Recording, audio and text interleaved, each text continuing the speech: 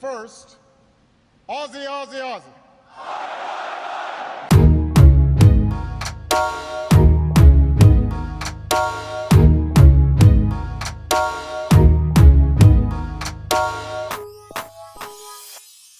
Y'all, the puncher point, we are back. Tim Tszyu is about to get another shot at a junior middleweight championship. He's going to be fighting Bakhram Murtazaliev. Now, there's no date, there's no location, none of that yet. However, what we do know is Tim Tszyu versus Murtazaliev is going to happen. Murtazaliev, let me tell you something, Breezy. This guy's no joke.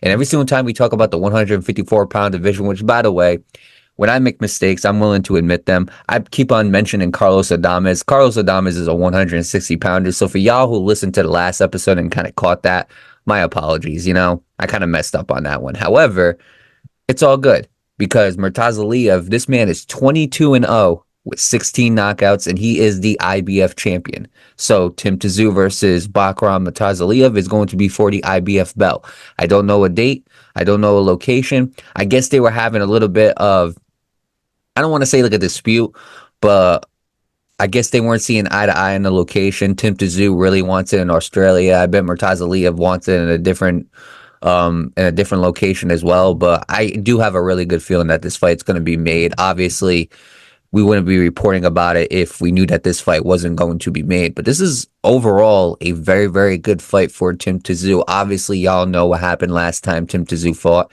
He fought Sebastian Fundora. He suffered an unfortunate cut due to an elbow on his head, and he ended up losing that fight. And it was a very, very, very close fight, but he ended up losing. And now we all know that Sebastian Fundora is the WBO and the WBC champion. He's going to be fighting Errol Spence in November. So Tim Tszyu is going to have to fight for that IBF championship. And this is a good way for Tim Tszyu to get back not only into being a champion at 154 and being a two-time champion at 154, but also this is a good chance for him to get his rematch or his revenge against Sebastian Fundora while also unifying some belts.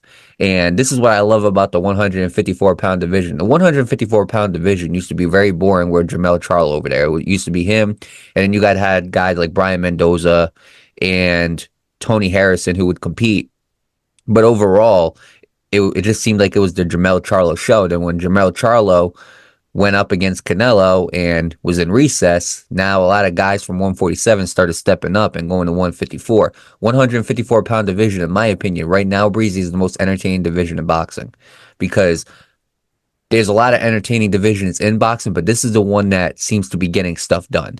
A lot of these divisions, they're not fighting the guys that they're supposed to be fighting. The 154-pound division, they do not give a rat's ass.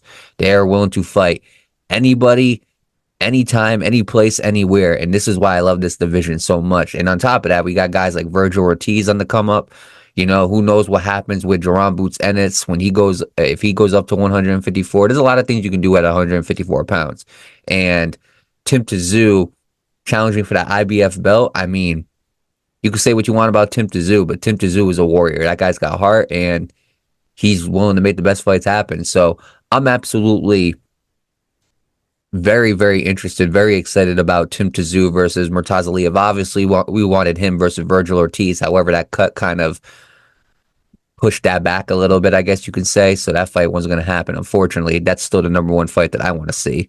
But overall, let me pass it on to my guy, Breezy. Breezy, your thoughts on Tszyu versus Murtazaliev for that IBF belt? I mean, it's good for Tim Tszyu. This is what Tim Tszyu needed. If you look at what Tim Tszyu been through with the Sebastian Fundora fight, it was a nice, sluggish fight. It was a back and forth war. They went at it, and the thing about it is, the unfortunate situation for Tim Tszyu was that he had the cut.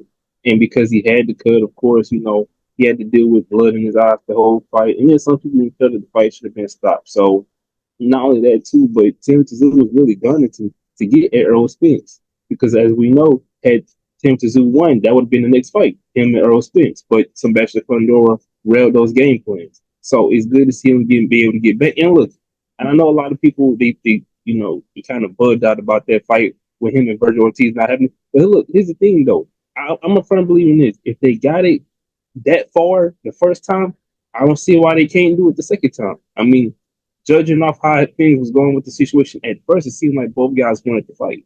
So I wouldn't completely shoot that down or just throw it away as if this fight can't happen. It could still happen. I mean, and even as far as with them trying to push Tim Tszyu into the negotiations with Virgil Ortiz, and the cut wasn't fully healed. So he's had time to heal. And I think this would be a good fight to like kind of come back against a terrific guy, a very strong, powerful Murtazaliev. Outlook, forgive me, y'all, but this would be a great matchup for Tim Tszyu to get back and get active, and it's going to be a competitive fight. I do believe that this fight will get signed and sealed and delivered, and I do believe it's going to be a very competitive fight on both Tim Tszyu and Leave. I'm going to just put it that way because I don't want to mess up the man's name. It's going to be a very competitive fight. Can't wait to see Tim Tszyu back in action, and yeah, it's going to be an all-out war. So, and the thing is, too, Murtazaliev needs this fight. I mean, 22-0, 16 knockouts. Murtazaliev, I mean, that's a bad man. Look, even if many people can't pronounce his name, it don't matter. Murtazaliev, that's a badass right there. And Tim Tszyu, that's going to be a really tough fight for him, you know? The thing is, obviously, we still want to see him versus Virgil Ortiz. Obviously, him versus Crawford could happen. Him versus the winner of Errol Spence and Sebastian Fundora. In this specific case, I'm not saying this is who I'm rooting for, but in this specific case, I would like to see Tim Tszyu fight Sebastian Fundora for a title. I'm not saying I'm rooting for Sebastian Fundora against Errol Spence. What I'm saying is, in this specific case, in this specific situation, I think it would be better that Tim Tszyu fights Fundora instead of Spence. However, we don't know what's going to happen in the future. I do think that him versus Virgil Ortiz will happen. I do think that it should happen because, again, like Breezy said, both of those guys are down to fight. We all know that they were down to fight. But Murtazaliev is a great challenge, you know. It's definitely a step in the right direction for Tim Tszyu to get back in action, especially since Virgil Ortiz is fighting somebody like Bohacek. So I think that this is definitely the right step for Tim Tszyu, you know, and I do think that that one loss, I don't think that defines him. It's unfortunate with the circumstances because I'm going to be honest with you, Breezy, he don't suffer that cut. I think he wins. So, I mean, we got to see that rematch. You know what I'm saying? We got to see Virgil Ortiz. In my opinion, Tim Tszyu, obviously everybody talks about Terrence Crawford in the 154-pound division. I get it all. But Tim Tszyu is the centerpiece of the 154-pound division, in my opinion. He should be the must-see of the 154-pound division because there's a million things you can do with Tim Tszyu, and Tim Tszyu is that one factor, I believe, that kind of makes up that 154-pound division. I mean, you really think about it. There was the fight with Virgil Ortiz that didn't work out. There was the fight that he had with Sebastian Fundora where he lost a very close decision due to a bad cut. You really think about it now, Tim Tszyu most likely has to kind of make a fight happen. He gets a fight with Murtazaliev. Let's suppose he wins that IBF championship belt. Now, all of a sudden, Tim Tszyu is back into the picture. I truly think that he is the centerpiece of the 154-pound division, and that is the reason why we're reporting this fight is because I do think that this fight is very important now.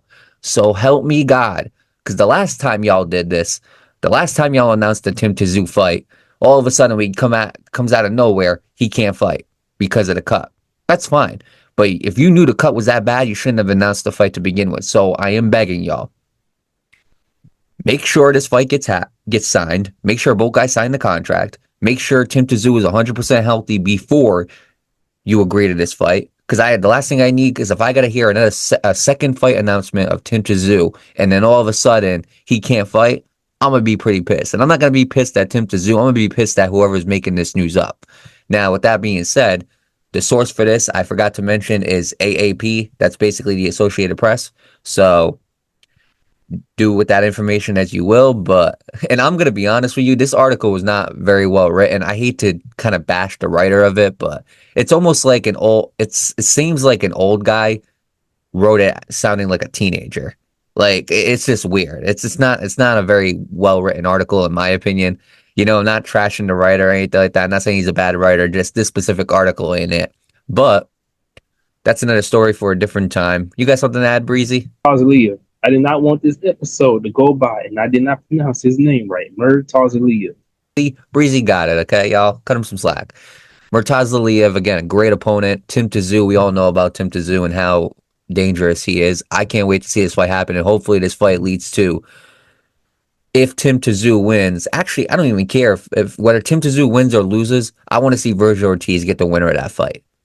That would be pretty big. That's what I would like to see. And who knows? It could possibly happen, but we just got to wait and see. But obviously, with that being said, Tim Tszyu versus Murtazaliev, no date yet, no location, but regardless of where it is, when it is, I'm dying to see this fight. And I think this is a great opportunity for Tim Tszyu to bring himself back to being one of the top names at 154. Now, with that being said, Breezy, I would love for you to conclude this episode. At this point, be live and active every Monday, Wednesday, Friday, and some Saturday. We is one of the hottest podcasts out here in these streets, so you better tune in. You better tune in for the post-fights, fight announcements, fight updates, the magazines. Tune into the X, tune into the Instagram. Stop sleeping on all the little side quests we be doing. Y'all be seeing it. Make sure you like, comment, interact with us. Stop acting all bougie. We're not Hollywood. We're just two dudes that love to talk about the sport of boxing. Interact with us. We love to interact with y'all. But without further ado, make sure y'all stay on point with the Puncher's Point.